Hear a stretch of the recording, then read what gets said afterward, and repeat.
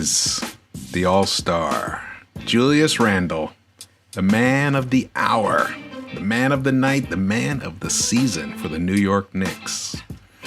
His first selection to the All-Star game. Well-deserved, very well-deserved.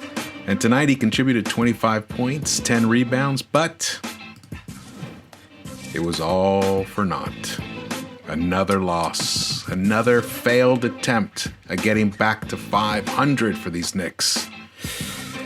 The frustration, the disappointment, the disillusionment, it's in the air, it's all over the place. You go on Twitter, YouTube, everywhere. Knicks fans are very, very unhappy with this loss. And you know, normally, I would agree. Normally. But I think we've gotten caught up in something, and I brought it up tonight when I called into Knicks Fan TV. Thanks CP and Jay Ellis for the shout out. We got caught up in irrational exuberance. Yes, irrational exuberance. Let's go.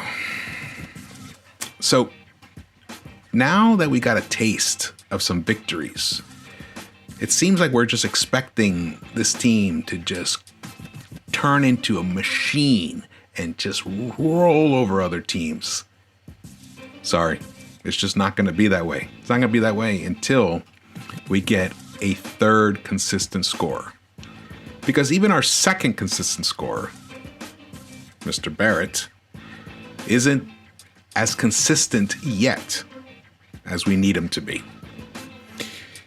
He had a terrible night. Honestly, I think it might be his worst game that he has had. Definitely this season. Let's just go to the box score, man. Oh boy. Look at that. 4 points. 1 of 9. He hit that nice three-pointer. And it was a key three-pointer.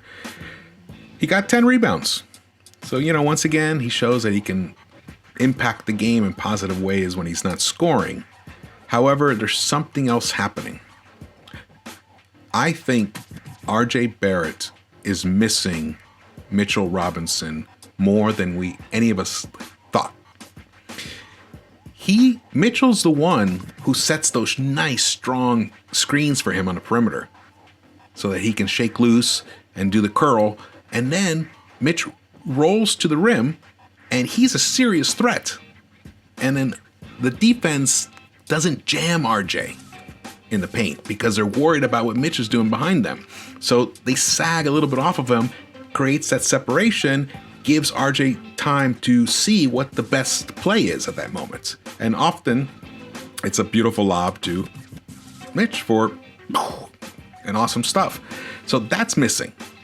Noel can sky up there. He can get up high, but with those stone hands of his, I think the team is kind of giving up on those alley-oops. So I think there was 1 or 2 tonight. So that's impacting RJ, and that's throwing his rhythm off. And also the other thing that I noticed, it probably happened more than I noticed, but often he was getting doubled on the perimeter. The minute he got the ball, he was getting doubled on the perimeter to get him to get rid of the ball because they don't want the ball in his hands. They don't want him to start gaining momentum. They don't want him to go north and south. So they were making him go east and west, but he couldn't even get into an east and west motion because he was getting cut off, especially when he was on near the baselines, near the sidelines. So that's something that I noticed that Steve Kerr implemented. And I think they were doing it more in the second half, or maybe that's just when I noticed it.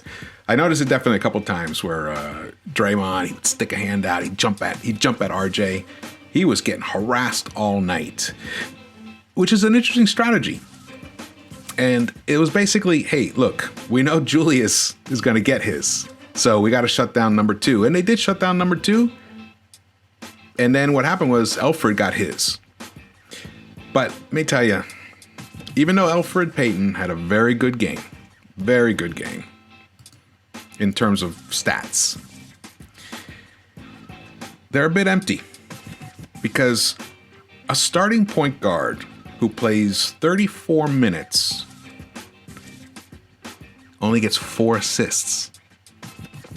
Come on. His power forward beat him in assists. The backup point guard, Derrick Rose, had more assists than Elfrid Payton. I can't even remember the last time that anyone was fed the ball on a nice crisp cut. That's like gone away. I think in the past, at least 4 or 5 games, I haven't seen anything like that. Not even from Randle himself. Randle used to find RJ whenever on the side near the paint.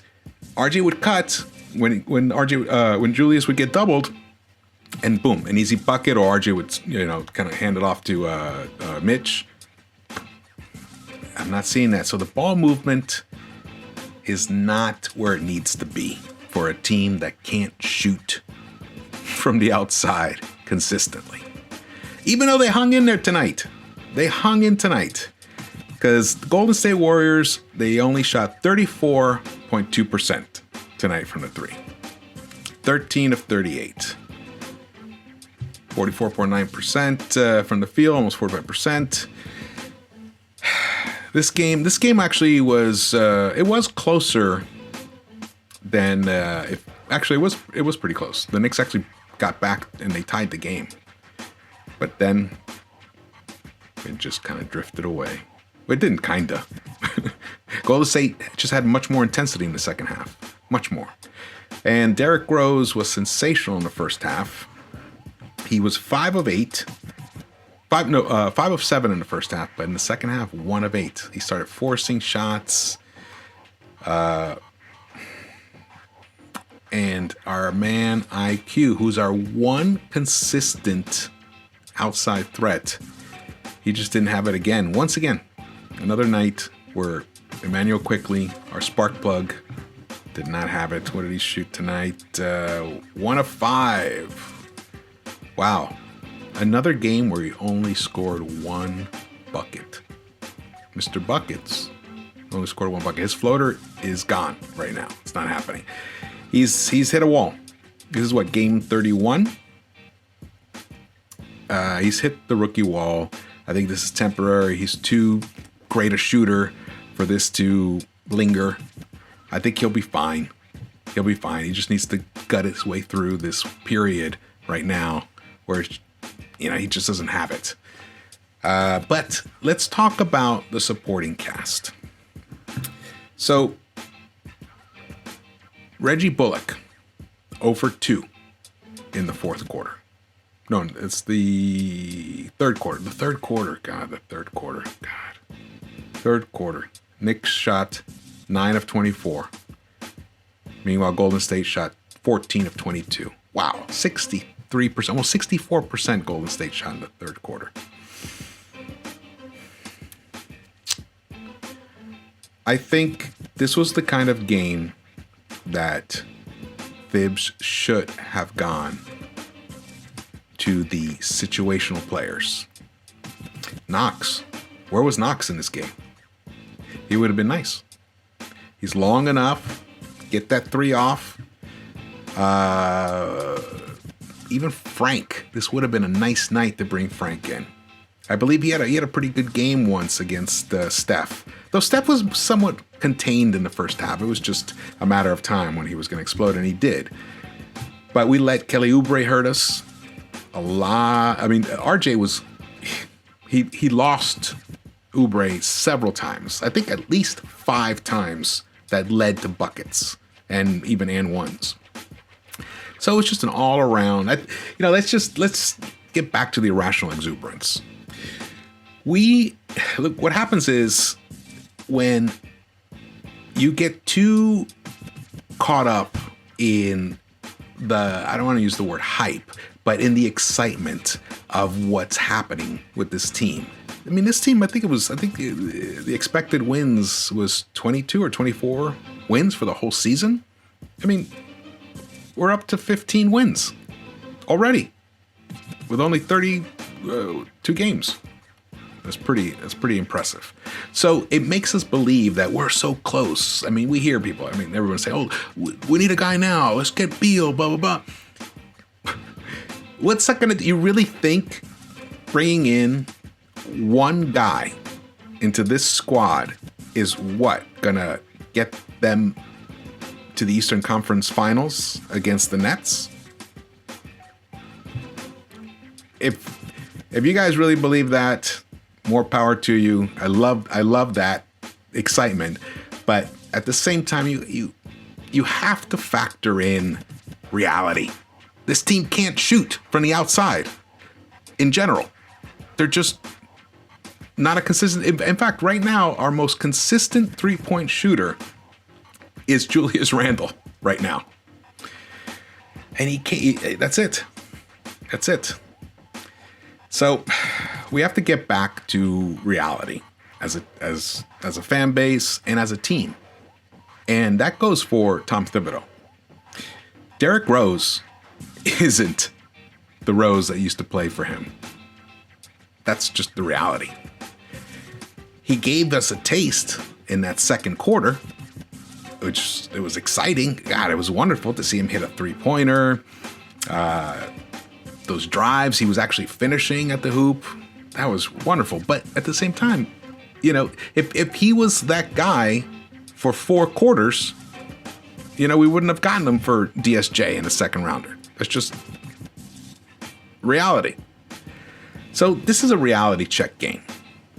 Golden State Warriors, even though they're without Clay, and I believe their record is, I can't remember. I think they were 16 and 15. I think now they're 17 and 15. I'm not exactly sure. But anyway, they play in the West, much more competitive. And they're going to get Clay back. They're going to be a championship type team again next year once they get Clay back. So we don't have those type of pieces. What we do have are very young and exciting pieces that just need more time. That's it.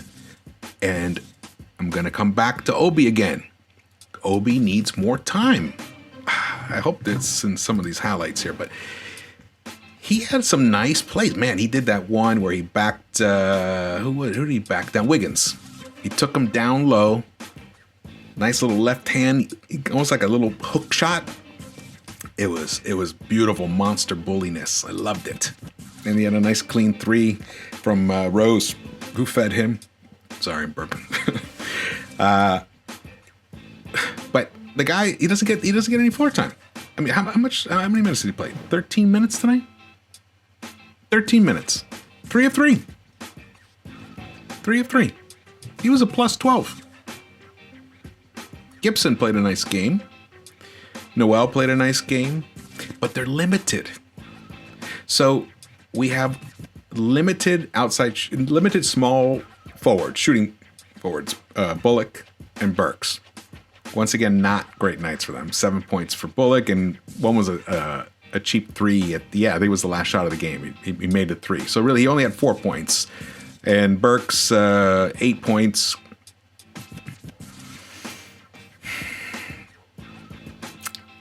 Can't win that way. So what I recommend is that we pop that bubble of the irrational exuberance.